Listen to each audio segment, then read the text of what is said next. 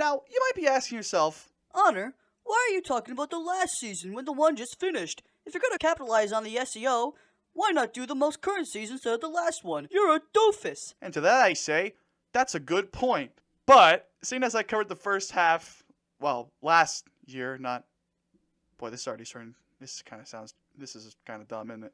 Today we're going to re-rank the latter half of Season 7 of Death Battle, as the finale for Season 8 had just passed earlier this week, and there really was no way I could have cracked out another review for all of Season 8 in that short amount of time. But, as I did last time, my rules for ranking the episode include my personal opinion, the analysis, the fight, the post-fight breakdown, and did the episode make me interested in a new character. So with that out of the way, it's time for a Death Battle Season 7B Ranked!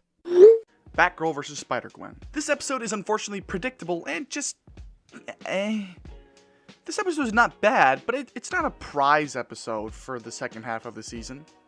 The rundowns were fine, nothing spectacular really, but that's fine. The story of the fight was interesting enough, but the animation was a bit too janky for me, but hey, that's fine.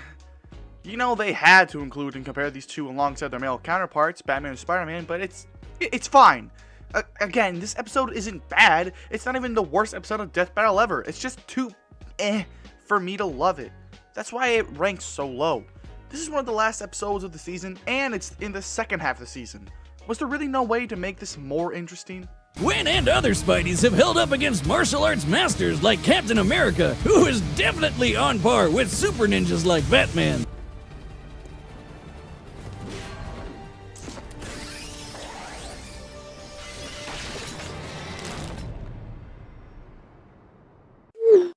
Zuko vs. Shoto is a fire-on-fire episode that only works as kindling compared to the others ahead of it. It was a blast getting to learn more about the fan-favorite After the Last Airbender character without having to plow through the 300 hours of After the Last Airbender. While Zuko held my vote, I did thoroughly enjoy learning about and watching Shoto in action. Additionally, this battle is a bit janky, with the sprites making them look just not... I don't like it. It's weird. Nope. When you take a 3-month hiatus, you best return with the baddest brawl between two bratty big bad guys that ends with a black hole bisection. Beerus vs. Sailor Galaxia is the first episode of the second half of Season 7, and unfortunately, it contains two characters I just didn't know or care that much about. With that in mind though, learning about how batshit crazy each combatant was when it came down to how powerful they each were, truly made up for my lack of nostalgia. The battle itself was fine, which sucks. It felt a bit too, oh, I'll stay in one spot a bit and then get hit before I move, and then I'll hit you for a bit, for my taste. Building on that statement, the ending of the battle seemed a bit too anticlimactic. Overall, if Beerus was really millions of leagues above Galaxia, I feel like they could have made a battle where Galaxia used her slightly faster speed and more diverse arsenal to keep up with Beerus until the power gap caught up to her. But that's not how it was, and there's no point in crying over Splattered Sailor. What do you do when you're an internet series hyper-focused on ending highly debated versus battles of popular fictional characters, and Halloween time is right around the corner? Well, you do a different one that basically no one was asking for. Forget Jason Voorhees versus Michael Myers. I'll admit, I had no idea who these two were, with Saberwolf holding a slight advantage, since I knew his name and what game he's from. This is another episode where you can tell who's going to win by the end of the rundowns by a substantial margin, and then the fight has little tension. When they say that Tal Bane is on equal scale to another character who could move the entire mass of Egypt, you sort of have an idea as to how much of a stomp this is going to be. Unlike Obi-Wan versus Kakashi, Tal Bane just dominates Saberwolf with even more of an arsenal, more power, and even more speed. I understand doing a certain matchup in which two characters have backgrounds that are almost identical, but then they stand in two very different leagues of power. It loses interest, at least for me. If there's a major reason why I do like this episode, despite its flaws, it's because of just how goddamn gory it is. I mean, Jesus Christ!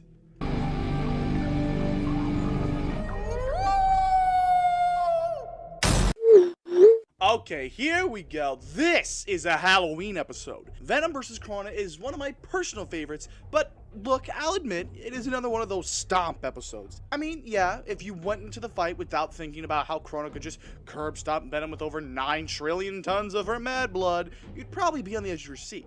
I was on the edge of my seat, even though I knew Krona held serious advantages. So I was just happy to see my boy in black back on the battling block.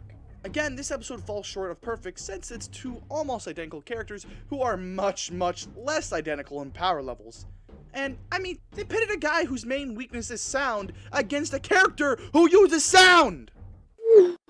Wally West versus Archie Sonic. It's speed versus speed, red versus blue, a DC Comics staple versus an Archie Comics staple. These two are running at speeds that cannot be calculated, doing the impossible every other issue, and giving the laws of reality the middle finger any chance they get. This fight was awesome. Zooming across the galaxy, jumping between universes, and tearing through super forms like it's no one's business. For characters known for their speed, the rundowns are the perfect length and mix of storytelling and entertainment. This episode also gets points for my boy Wally taking the W, with a timeline obliterating punch that rocked Archie Sonic so hard he just... well, I don't actually know how to describe it really, but it was awesome. Let me be honest.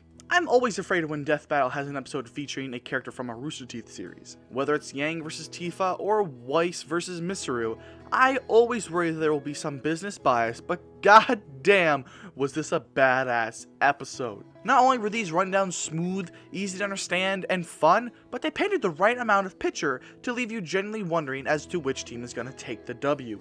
And then it's followed by an absolutely beautiful fight that beats out the high definitionness of She-Ra vs. Wonder Woman and Girl vs. Machamp. The humor is on points, the kills are cool, and goddamn is that fight against Lopez bad ass. And then they wrap that package up in a nice easygoing post-fight breakdown. That's how you do a death battle, baby. Oh yeah, baby! That's what I've been waiting for. That's what it's all about. This episode is bad ass. And when I say badass, I mean so badass that your leg explodes and then you kick the guy next to you so hard he's bisected and then is Thanos-ed. Not only is Sanji versus Rockley a dope anime versus anime battle, but it's also one of the first times I predicted a death battle with two characters I knew nothing about and got it dead on the money. I think this episode demonstrates a near perfect set of rundowns and a post-fight breakdown as they give you everything you need and all you need to do is pay attention. Both fighters had power levels given in numbers that were shown on screen, and their speeds were compared to someone else without showing the numbers. This is a great episode, and it only is more awesome because I called it so close. The one thing against this episode is that I just wasn't all that hype, at least until I made a prediction video about it, because I knew nothing about these two. But hey, if anything, this battle deserves to be this high because it made me excited about characters I just didn't know. In the history of Death Battle, you can track their progression from editing with sprites in Adobe Premiere, to proper 2D animation, to 3D animation, to HD 3D animation, to hand-drawn, all the way up to live action. In 2018, we got the kick-ass Nightwing vs. Daredevil, and Season 7 gave us Winter Soldier vs. Red Hood. While I've seen some Death Battle fans say that this fight shouldn't have been saved for live action with some other fight taking its place, I still personally love the fight. Fellow YouTubers Ismahawk once again explode talent all over this episode with the amazing choreography, beautiful visuals, and references to both Marvel and DC scattered all across the fight. As for the rundowns, it's hard for me, an avid fan of both characters, to say just how much it teaches you about the characters, since most of what they had to say, save for some very specific moments, was stuff I already knew. I will say that outside of being informative, the rundowns are still very much fun. One thing that I will make note of is how the episode does the fake out feat, and I very much don't love that.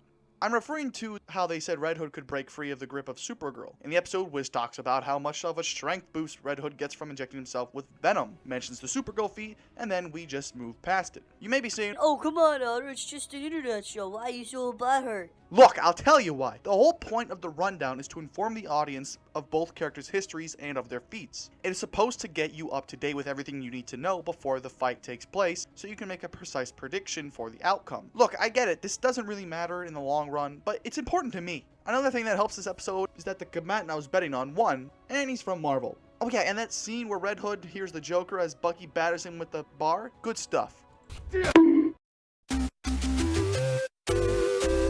Hulk vs. Broly is the season finale, and is it a sellout to put it in the first place spot? Probably, but goddamn did I love this episode. When my big green guy got completely Thanos-ed by the other green guy, I'm okay with it, because they used some solid science to explain it. Additionally, this episode gave Hulk the recognition he deserves, which was severely stolen from him in Hulk vs. Doomsday.